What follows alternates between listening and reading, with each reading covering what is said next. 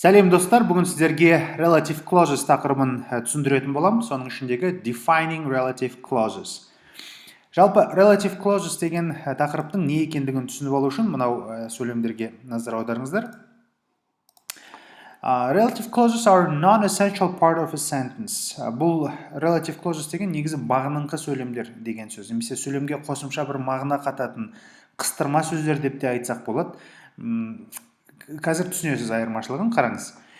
They may add meaning, but if they are removed, the sentence will still function grammatically. Яғни бұл relative clauses сөйлемге қосымша бір мағына береді, бірақ бұларды сөйлемнің ішінен алып тастасаңыз, сөйлемнің мағынасы өзгеруі мүмкін, бірақ жалпы сөйлем болып қалуды тоқтатпайды деген сөз. Бұл relative clausestың екі түрлі формасы бар, біреуі defining clauses, біреуі non-defining clauses болып аталады. Бүгінгі біздің үйренетін тақырыбымыз defining clauses, яғни define деген сөздің түпкі мағынасы бір нәрсені анықтау, нақтылап көрсету деген сөз. Definition деген сөз осыдан шығады. Яғни бұл жерде де біздің түсінетін нәрсеміз defining clausestардың қай кезде қалай қолданылатындығы, non-defining clausestан қандай айырмашылығы бар, солардың барлығын түсініп алу негізгі мақсат. Қараңыз.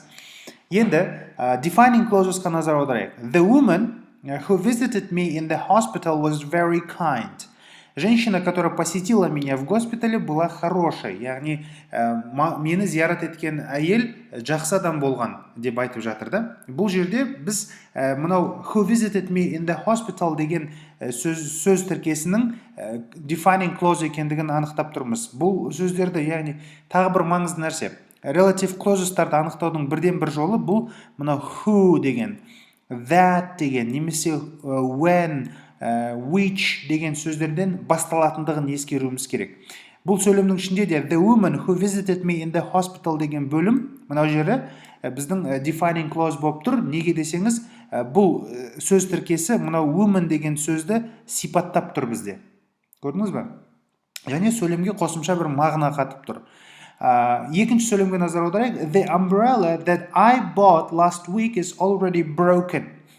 Менің өткен аптада сатып алған қолшатырым уже сынып қалды деген сөзді. Осы жердегі umbrella сөзін сипаттап тұрған жер біздің мынау that I bought last week деген бөліміміз сипаттап тұр. Көрдіңіз бе? The man who stole my backpack has been arrested. The man who stole my backpack. Менің рюкзагымды ұрлап кеткен ер азамат тұтқындалды дейді. Яғни бұл жерде the man сөзін who stole my backpack сөзі сипаттап тұр. Енді бұл defining clauses, яғни бір нәрсені нақтылап сипаттайтын сөз тіркестері жазылған кезде бұлардың екі шетінде өтір қойылмайды. Көрдіңіз бе? Бұл сөздердің жәнінде ешқандай өтір қойылмайды. Мынау жазуларды кішкене өшіріп тастайын сізге түсінікті болу үшін. Бұлардың екі шетінен өтір белгісі қойылмайды екен, достар. Ал non-defining clausesқа назар аударсаңыз, бұл да сөйлемге қосымша мағына қатады, бірақ defining clauses сияқты өте маңызды бір мағынаны қатпайды екен. Яғни маңыздылық жағынан кішкене төмендеу болғандықтан қыстырма сөздер секілді non-defining clauses тек қана екі шетімен өтірмен алмасады екен. Мысал қараңыз, the farmer whose name was Fred sold us 10 pounds of potatoes. Фермер, которого звали Фред, продал нам 10 фунтов картошки дейді. Бұл жерде которого звали Фред деген бөлімді сөйлемнің ішінен алып тастайтын жағдай болатын болса, сөйлем анау айтарлықтай өзгеріске ұшырамайды мағына тұрғысынан. Ал мына жерде мысалы the woman who visited me in the hospital was very kind. Мынау бөлімді алып тастайтын болсаңыз сөйлемнің ішінен, онда the woman was very kind деген бөлім ғана қалады. Ол кезде нақты қай әйел екендігі бізде белгісіз болып қалады, сөйлем мағынасы толық болмай қалады. Осы тұрғыдан defining clauses пен non-defining clauses'тың біз айырмашылығын байқай аламыз осы екі мысалдарға қарай отырып. Яғни non-defining деген сөз мағынасын, сөйлемнің мағынасын өзгерту жағына келген кезде кішкене әлсіз сөз тіркестері болса, defining clauses күші біраз көбірек сөз тіркестері болып табылады екен. Defining clauses'тың шетіне өтір қойылмайды, non-defining clauses'тың шеттеріне өтір қойылады екен. Екеуінің ортақ дүниесі бұл whose, which, who деген, that деген сөздерменен басталуында болып тұр. Түсіндіңіз, е? Кеттік. Енді defining clauses'қа мысал келтіріп қарайық. Қараңыз. As the name suggests, defining relative clauses give essential information to define or identify the person or thing we're talking about. Бұл defining relative clauses'тың негізгі мағынасы дейді, бұл қандай да бір зат есімді немесе бір сөзді сипаттап тұрса, сол сипаттағы сөзге өте маңызды бір ақпарат қосады екен. Көрдіңіз бе? Маңызды, яғни essential деген important деген сөздің синоним болып табылады. Мысалы қараңыз, dogs that like cats are very unusual. Иттер, мысықтарды жақсы көретін иттер өте сирек дейді, яғни немесе ерекше деп айтып жатыр. Бұл жерде біз бүкіл иттер туралы әңгіме айтып тұрған жоқпыз, тек қана мысықтарды сүйетін иттердің ерекше екендігі туралы айтып жатырмыз. Көрдіңіз бе? Иттер деген сөзге біз that like cats деп арнайы бір функция жалғап жатырмыз да, сол кезде біз defining relative clause'ды қолданамыз. Түсіндіңіз, Кеттік. Defining relative clauses қалай жасалынады? Жасалу жолына назар аударатын болсақ, бізде relative pronoun деген сөз тіркестері бар. Сөз тіркестері есімдіктер бар. Бұл есімдіктерге мынау who, which, that, when, where деген сөздер жатады. Осы сөздерден басталып, одан кейін етістікпен жалғасып, одан кейін бар басқа да элементтердің қосылу арқылы істелінетін сөйлемдер болса, бұл defining relative clause болып табылады. Commas are not used to separate defining relative clauses from the rest of the sentence. Үтірлер қойылмайды екен defining relative clauses'та. Commas or parentheses are used to separate non-defining relative clauses from the rest of the sentence. Бұл үтір менен жақшалар, бұлардың барлығы non-defining relative clauses'тарға тиесілі екен, соларға тән екен. Мысалы, мына мысалдарға назар аударыңыз. Children who hate chocolate are uncommon. Шоколадты жек көретін балалар өте сирек дейді. Көрдіңіз бе? Бұл жерде біз бүкіл балалар туралы айтып тұрған жоқпыз, балалар сирек деп тұрған жоқпыз.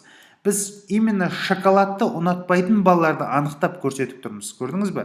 Осы who hate chocolate деген бөлім бізде defining relative clause болып тұр. They live in a house whose roof is full of holes. Олар сондай үйде тұрады дейді, ол үйдің шатыры тесіктерге толы дейді. Көрдіңіз бе? Біз нақты қандай түрдегі үйде тұратындығын айтып көрсетіп жатырмыз. Осы relative clauses'тар арқылы. An elephant is an animal that lives in hot countries. Пілдер дейді, бұл сондай жануарлар өте ыстық мемлекетте тұратын жануарлар дейді. Жалпы алғанда осындай сипаттарға ие болатын, немесе сөйлемнің ішіндегі бастауышқа я толықтауышқа нақты бір сипат беріп, сөйлемнің мағынасына үлкен бір өзгеріс енгізіп тұрған сөздердің барлығы, сөз тіркестерінің барлығы defining relative clauses болып табылады екен. Енді relative pronouns, мынау есімдіктердің қай кезде қолданылатындығына назар аударайық. Қараңыз, адамдарға қолданатын болсаңыз, міндетті түрде who'ды қолдану керек. Немесе затқа қолданатын болсаңыз, which сөзін қолданасыз. Who'дың да, which'тің да орнын that деген сөз алмастыра алады, достар. Бұл адамға да, затқа да қолданылады. Енді, мысал қараңыз. Marie Curie is the woman who discovered radium. Яғни, Marie Curie, ол радиум деген химиялық элементті тапқан адам дейді. Көрдіңіз ба? Адамды сипаттап тұр. Мына who деген сөз Marie Curie'ға тиесілі болғандықтан біз who деп айтып жатырмыз. Which деп немесе қолданылсаңыз сөйлем дұрыс емес болып қалады. Мысалы, this is the house which Jack built. Бұл сол үй дейді, Jack'тың соққан үйі дейді. Көрдіңіз ба? Үйдің сипаты болғандықтан біз which қолданып тұрмыз. This is the house that Jack built десеңізде қате болмайды. Which-тің орнына that қолдансаңызда. Кеттік. Тағы да кешірім сұраймын. Мына жерде that немесе which сөздерін алып тастасаңызда сөйлем мағынасы аса қатты өзгермейді. Мысалы, this is the house Jack built десеңізде сөйлем мағынасын өзгертпейді. Просто мынау which немесе that деген сөзді қолданбасаңызда болатынын көрсету үшін ғана берілді мына сөйлем. Кеттік. Кейбір жағдайда осы relative pronouns, мынау есімдіктеріміз толықтауышты сипаттайды екен. Object деген толықтауыш деген сөз. Ол кезде who, whom, that деген сөздер, which, that деген сөздер мені where, when, why деп те қолданыла береді екен. Мысалы қараңыз, we can use when with times and where with places. When деген уақытты білдіретін кезде қолданылса, where деген белгілі бір мекенді білдіру үшін қолданады. To make it clear which time or place we are talking about. Нақты қай уақытты немесе қай жерді анықтап көрсету үшін біз when немесе where деген сөздерді қолданады екенбіз. Мысалы қараңыз. England won the World Cup in 1966. It was the year when we got married. Англия дейді әлем кубогын 66 жылы жеңді. Бұл біздің үйленген жылымыз болатын. Көрдіңіз ба? Біз бұл жерде when деген сөзді қолдану арқылы defining relative clause жасап жатырмыз. Do you remember the place where we caught the train? Мына жердегі айтпақшы, біз қай кезде толықтауышты сипаттап, қай кезде зат есімді сипаттап тұрғанын табу үшін мынандай маңызды нәрсеге көңіл аударуымыз керек. Мына сөйлемге қараңызшы. It was the year when we got married. Бұл құрмалас сөйлем, егер де шындап түсінетін болсаңыз. Это был год, когда мы поженились, дейді. Это был год. It was the year деп бітірсеңіз, сөйлем толыққанды сөйлемге айналады. Яғни өз алдына бір сөйлем. Қазақшада бар ғой, салалас құрмалас сөйлем, сабақтас құрмалас сөйлем деп. Тура сол сияқты салалас құрмалас сөйлем. Екеуі де жеке-жеке тұрған кезде, мысалы we got married немесе it was the year деген сөйлемдерді бөлек-бөлек сөйлем ретінде алсаңыз, өз алдына бөлек бір мағына береді. Өйткені өзінің бастауышы бар, екеуінде де бөлек-бөлек бастауыш, екеуінің де баяндауыштары бар. Was, мына жерде got married деген баяндауыш тұр. Көрдіңіз ба? Екі түрлі бастауыш, екі түрлі баяндауышы бар сөйлемдердің ортасында кездессе, онда бұл объектті, яғни толықтауышты сипаттайтын сөйлем болып табылады. Мысалы қараңыз, it was the year. Это был годом, когда мы поженились. То есть, біз мынау годты, жылды when деген сөзбен сипаттап тұрмыз. Ал бұл when деген сөзден кейін which, немесе who деген сөздерден кейін біз егерде тағы да бастауыш жазып, одан кейін баяндауыш жазып сөйлемдерді жалғастыратын болсақ, онда толықтауышты сипаттап тұрған болып тұр сөйлемнің ішінде. Енді бұл терең грамматикаға қатты назар аудармай қойыңыз, просто сізге логикасын түсіну үшін түсіндіріп жатырмын. Do you remember the place where we caught the train? Do you remember the place? Бұл өз алдынан бөлек бір сөйлем.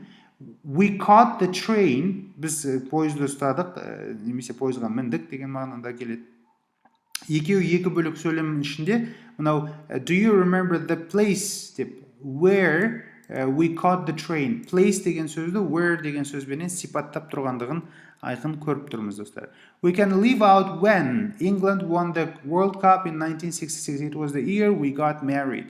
Біз мынау relative pronoundарды сөйлемнің ішінен алып тастасақ та бола береді defining clause'дарды. Мағына анау айтарлықтай өзгеріске ұшырамайды екен, достар. Кеттік. Егерде басқа да есімдіктер болатын болса, қалай болады? When can refer to a time. When бір уақытты білдіріп тұрады. Мысалы қараңыз, summer is the season when I'm happiest. Лето это сезон, это время года, когда я счастлив. Или же самый счастливый деген сөз, ең қатты бақытты болатын кезім дейді. That's the stadium where Barcelona plays. Бұл сол стадион, Барселонаның ойнайтын стадионы деген сөз. Whose деген сөз біреуге тиесілі болған кезде, бір заттың біреудікі екендігін көрсету үшін қолданады. Мысалы, he is a musician whose albums have sold millions. Ол сол музыкант дейді, оның альбомдары миллиондарға сатылды дейді. Мынау who немесе whom деген, which деген сөздерді that деген сөзбенен алмастыра алады екенбіз, достар. Whom деген сөз көп жағдайда біздің ресми ағылшын тілдерінде қолданылады. Сосын барып who'дың орнына that деген сөзді қолдансаңыз, сөйлем мағынасы өзгеріске ұшырамайды. Мысалы қараңыз, the dish that I ordered was delicious. Немесе the dish which I ordered was delicious десеңізде өзгеріс болмайды сөйлемде. Немесе the dish I ordered was delicious деп that алып тастасаңызда сөйлем мағынасы өзгеріске ұшырамайды екен. Бұл тек қана defining clauses'тарда осындай ерекшелік бар. Non-defining clauses'тарда сіз бүйтіп алып тастай алмайсыз есімдіктерді. The man that came with her has already left. That'тың орнына who'ды қолдансаңыз болады. Өйткені адамды сипаттап тұр, бұл жерде. Мысалы, the doctor that I was hoping to see wasn't on duty. Whom I was hoping to see деп қолдансаңыз да қате болмайды екен. That сөзі осы үш түрлі есімдіктердің орындарын ауыстырып қолданыла береді екен. Кей жағдайларда that сөзін алып тастауға болады сөйлемнің ішінен. The relative pronoun can only be omitted when it's the object of the clause. Егерде бұл жерде біздің that сөзіміз немесе who, which сөздеріміз сөйлемде толықтауышты сипаттап тұратын жағдай болатын болса, сол кезде ғана бұны сөйлемнің ішінен алып тастауға болады. Яғни relative pronoun сөйлемнің ортасында тұрса, есімдігіміз тұрса, соның екі шетінде толыққанды сөйлемдер тұратын болса, салалас сөйлемдер дейді қазақшада. Сондай сөйлемдер болған кезде ғана біз оны алып тастай аламыз. Мысал қараңыз, the woman that spoke at the meeting was very knowledgeable. The woman that spoke at the meeting. Бұл жерде біз әйелді сипаттап тұрмыз. That сөзі арқылы. Бұл жерде that алып тастасаңыз, сөйлем мағынасын жоғалтып алады. The woman spoke at the meeting was very knowledgeable деп айта алмаймыз. That'ты алуға болмайды бұл жерде. Ал мына жерге назар аударыңыз. The woman that the man loved was living in New York. Женщина, которую любил мужчина, живет в Нью-Йорке дейді. Ол әйел дейді, ол еркектің сүйген әйелі Нью-Йоркта тұрады. Бұл жерде the woman сөзін сипаттап тұрған that тіркесін алып тастауға болады екен сөйлемнің ішіне. Өйткені the man loved деген сөзбен was living in New York бұл екеуі де екі бөлек сөйлемдер болғандықтан құрмалас сөйлемнің ішінде орналасқан relative pronoun сөйлемнің ішінен алып тасталына алады екен. Келесі, that сөзінің басқа да қолданыстары қалай болады дейді. Егерде бұл that сөзі something, anything, everything, nothing, all деген сөздерден кейін. Одан кейін superlative, яғни the best, the worst деген сөздер бар ғой. Асырмалы шырай қазақшада. Солардан кейін келетін болса, онда біз that сөзін сөйлемнің ішінен қолдана алады екенбіз, немесе қолданбасақ та мағынасы өзгермейді. Мысалы, there is something that you should know. Бұл жерде сондай бір нәрсе бар, сенің білуің керек нәрсе деген сөз. That бұл жерде қолданылады. That'ты алып тастасаңыз да сөйлемнің мағынасы өзгермейді. There is something you should know деп айтсаңыз да сөйлем өзгермейді екен. Бірақ that something сөзінен кейін қолданылып тұр. Мысалы, мына жерге назар аударыңыз. It was the best film I've ever seen. The best film. Көрдіңіз бе? Superlative'тан кейін бізде that келіп тұр. Do you have anything that will help my throat? Сенде бір нәрсе бар ма, менің тамағыма көмектесетін дейді. That will help. Anything'нан кейін келіп тұр бізде that сөзі. Сол үшін біз бұны that'тың қолданысы ретінде біле аламыз. Неге? Өйткені ереже бойынша бізде something, anything, everything, nothing, all деген сөздерден кейін that қолданыла алады екен. Жалпы алғанда relative clauses тақырыбы осындай, кішкене ұзақтау болса да түсінген шығарсыздар деген үміттемін. Бұл сөйлемдерді өзіңіз ойдан құрастырып, жаттығулар жасап, сондай әрекет ететін болсаңыз, тереңірек, көбірек түсінесіз деген үміттемін. Жалпы сұрақтарыңыз болатын болса, маған жекеге хабарласып, тыңдасаңыз, сұрақ қойсаңыз, мен сіздерге жауап беріп, түсіндіріп беретін боламын, достар. Назарларыңызға рахмет. Relative clause'ды жақсылап үйреніп алыңыздар. Алдағы уақытта біз күрделі сөйлемдерді үйренеміз. Күрделі сөйлемдерді қалай құрастыру керек, сөйлемнің құрылымы қалай болу керек, осы нәрселердің бәрін үйренген уақытта сіз IELTS-тың writing бөліміне жақсы дайын боласыз деген үміттемін. Сау, сәлемет болыңыздар.